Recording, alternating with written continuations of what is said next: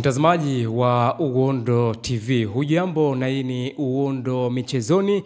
Mimi naitwa Aidan Jeremiah. Taarifa mbalimbali za michezo ambazo zinakujia kila siku kuanzia Jumatatu mpaka Jumatatu kuweza kuhabarisha taarifa mbalimbali na matukio mbalimbali ya kimichezo. Kama nilivyokuambia, mimi naitwa Aidan Jeremiah, the best presenter wa Uondo TV. Ni story kubwa mtazamaji wa Uondo TV ambao nimeona niweze kufikishia katika siku kubwa ya leo. Ni ile dabi ambayo iliahirishwa, dabi ya Kariakoo, Young African Sports Club dhidi ya Simba Sports Club, kwa sababu ni story ambayo imekuwa gumzo kwenye mitandao ya kijamii, story ambayo imekuwa inazungumzwa na wanachama lakini pia na mashabiki kwa kiasi kubwa kwenye mitandao ya kijamii. Je, bodi ya ligi kushirikiana na TFF TPLB wamekuja na tamko gani kwa kiasi kubwa? Ni tamko ambalo limeonekana kuwa gumzo kwenye mitandao ya kijamii. Hatimaye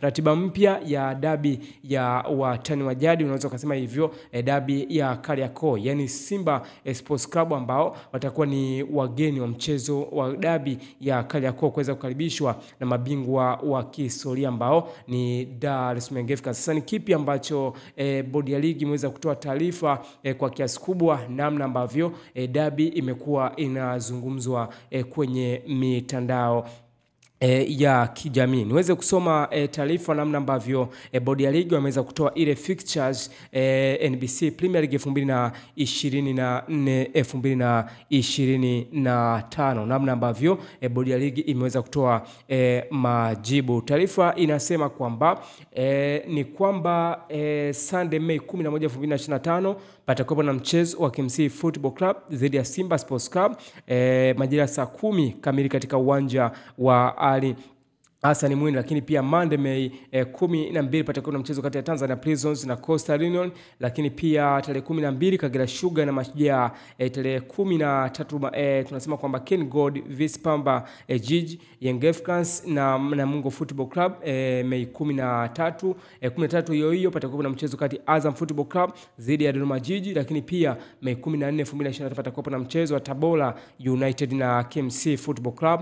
Lakini Wednesday May 28 Simba Sports Club dhidi ya Mashujaa. Tarehe 17 mpaka tarehe 25 Mei 2025 CAF final, yani unaweza kusema hivyo FIFA International Weekend kuanzia tarehe 2 mpaka tarehe 30 June 2025. Hapa sasa ndio tunaipata ile dabi ya watani wa jadi, dabi ya Kariakoo ambao ni Young Sports Club dhidi ya Simba Sports Club, timu ambazo zimeonekana kuzungumzwa kwa kiasi kubwa kwenye mitandao ya kijamii. Hatimaye dabi imeshatangazwa kwamba ni tarehe ngapi. Ni kwamba Sunday June 15, 2025 patakuwepo na mchezo mkubwa kabisa wa dabi ya Kariakoo, ambavyo mchezo utakutanisha mabingwa wa kihistoria ambao ni Dar es Salaam Africans dhidi ya Simba Sports Club tarehe 15 June 2025